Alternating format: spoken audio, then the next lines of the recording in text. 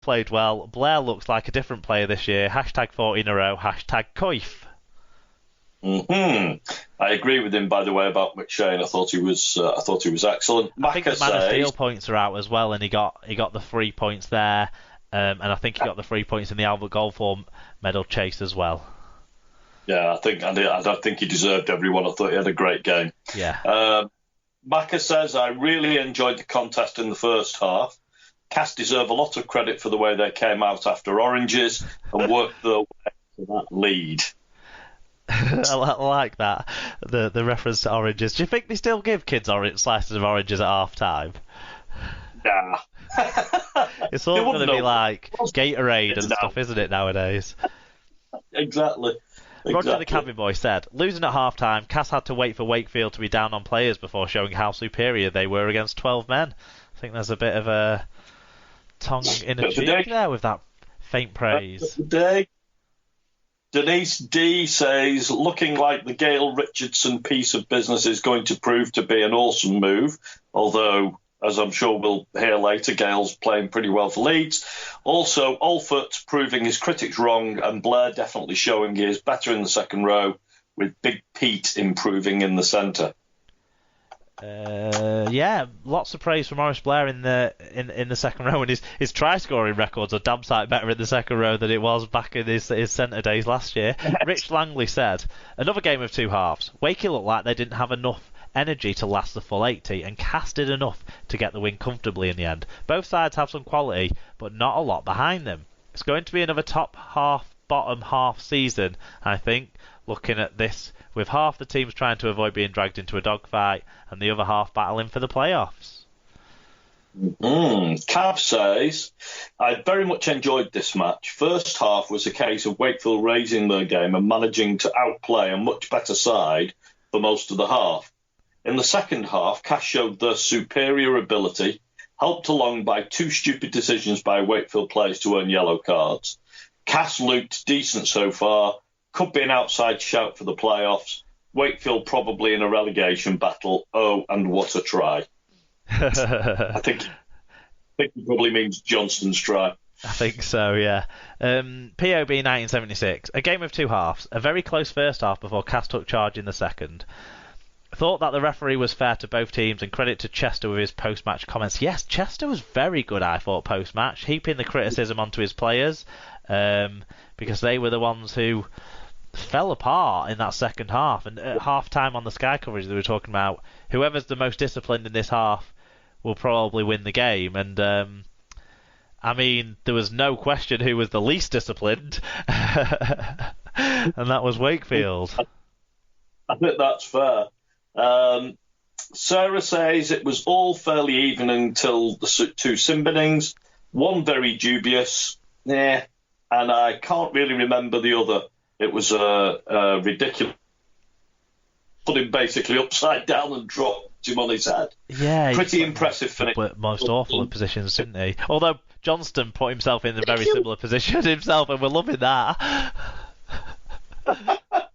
Pretty impressive finish by Johnston. In the words of Joshua, he's not a bad kid. Yeah. Those two sim binnings, I suppose, were crucial in that it did give Castleford that little bit extra room to really nail home the advantage that they'd already taken, to be fair to them, at the start of that second half. You know, they'd had a try ruled out for that penalty try claim that resulted in the first sim bin in the James Batchelor one. Now, I felt like it was a bit harsh on Batchelor at the time, just because Ollie Holmes absolutely threw himself to the floor, and the amount of times you see players like try and not get put on the floor, and how easy he went to the floor on that occasion. But the more you watch it, the more you think Batchelor did intentionally step into his path. So you don't like the fact that probably Holmes exaggerated a bit, but what Batchelor did certainly did deliberately impede a try-scoring opportunity. So you kind of end up thinking fair shout, even though it didn't taste great. No, I agree with that. I mean, it looked a little bit harsh, but I absolutely understand why they gave it, and I don't think you can really argue that it was an incorrect decision. Yeah. And during that sim time was when the doors were blown off by Cass, wasn't it? So it was crucial in the end. He might have been better chancing it and seeing if I think it was Hampshire covering across could have got there before Holmes. He might have been better chancing it. Yeah, I mean, it was quite a heavy kick, and I think I wouldn't have bet him actually getting to the ball. I think it was a bad decision he made, and not only did he deserve to go to the sin, but he probably deserved to get a clip round the ear from his coach, because I don't think it helped him. It didn't help his team. Clearly didn't help his team. No, it didn't help his team, and the way the penalty count blew out as well in that second half didn't help the side either. I don't think, and certainly Cass took advantage. Star players, you mentioned McShane. I echo that completely. I think everything started with him, and I also think Rankin was very good in this game. I think he either delivered the last pass or delivered the key pass to give the space for his centres to pass to their wingers, sort of thing. I think he had some really key involvements here in this game.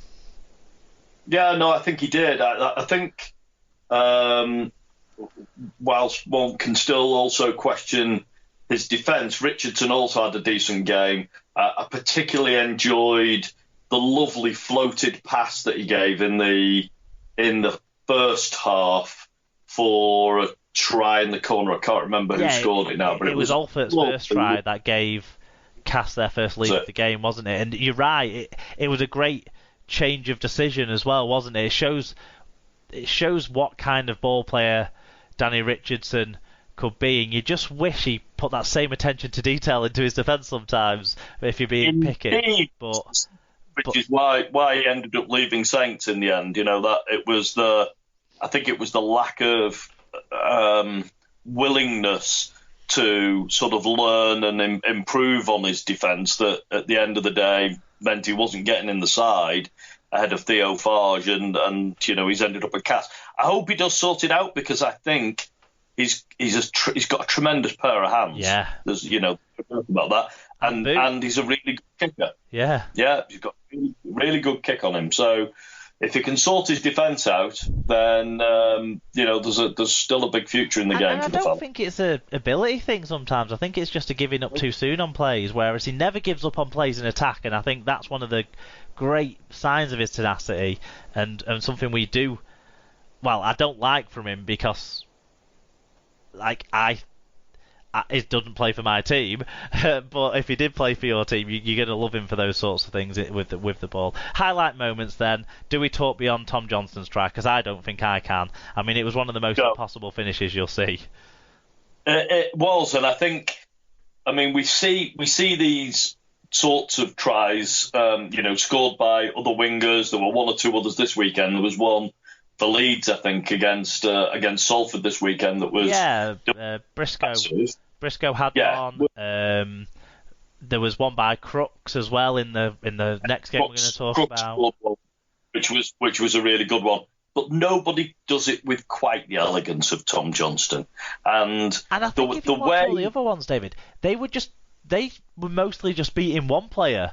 This was two players who had the march on him, didn't they? They were better positioned defensively to stop him scoring than he was positioned attackingly to score, and he still scored.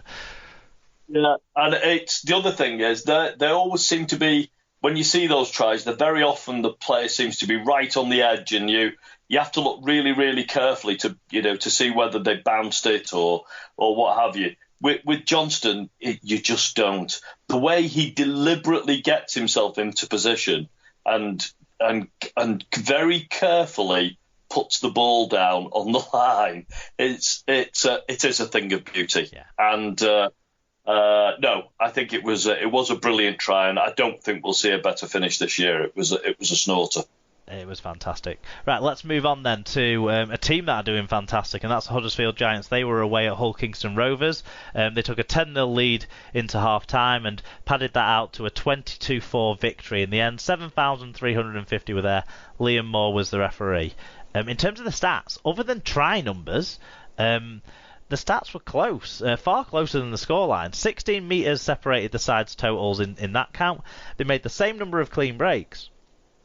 Although Huddersfield had a slightly better average gain, they conceded 1 fewer penalty, but they made 7 more errors and had a worse team tackle success. But of course, scored 4 tries to Hull KR's 1. They executed better. Another note on this game, maybe one of the reasons why a lot of the tweets I was seeing during the match were saying it was a scrappy affair, is that this game had the most penalties of any game so far this year, with 23. And obviously that count was 12-11 based on Huddersfield conceding 1 fewer penalty. In terms of individually, Jerry McGilvray 168 metres, Adam O'Brien 50 tackles, Suia Matungi with a try and 126 metres. Michael Lawrence went both ways, 42 tackles and 106 metres. For the Robins, Dean Hadley 52 tackles, 10 of which were marker tackles, big strong defensive effort there.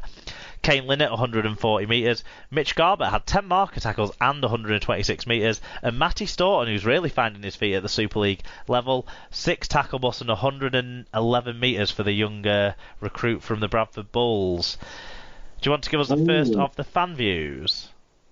I will. So Rob says, could we do it on a cold, windy night in East Hull? Of course we could.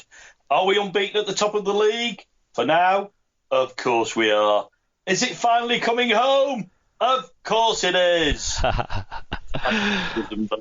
Don't get yourselves all getting the wire disease, Giants fans. But that's brilliant, Rob. Tom Andrews said, one of the worst games of rugby I've witnessed. 2 poor teams playing in poor conditions with a poor ref. We had 0 attacking spark, which is what happens when you don't have your starting 2 halves, who aren't world beaters anyway. Second choice fullback, and lose your best hooker in the first half. Utter dross. I don't see it getting better next week. He then says, can Fatboy Rob please bring him some episodes of Call the Midwife to watch at the game next week, please? It's getting desperate.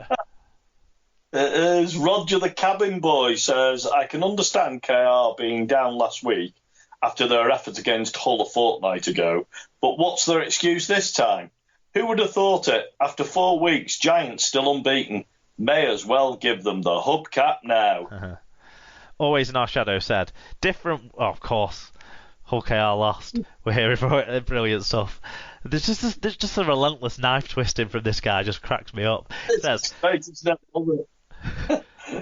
different week, same shite, and we'll continue until they sign some forwards who can go forward, and then sign a couple of halves that could create something. If the rich boys over the Atlantic finally stick a couple of wins together, then relegation awaits, even this early in the season.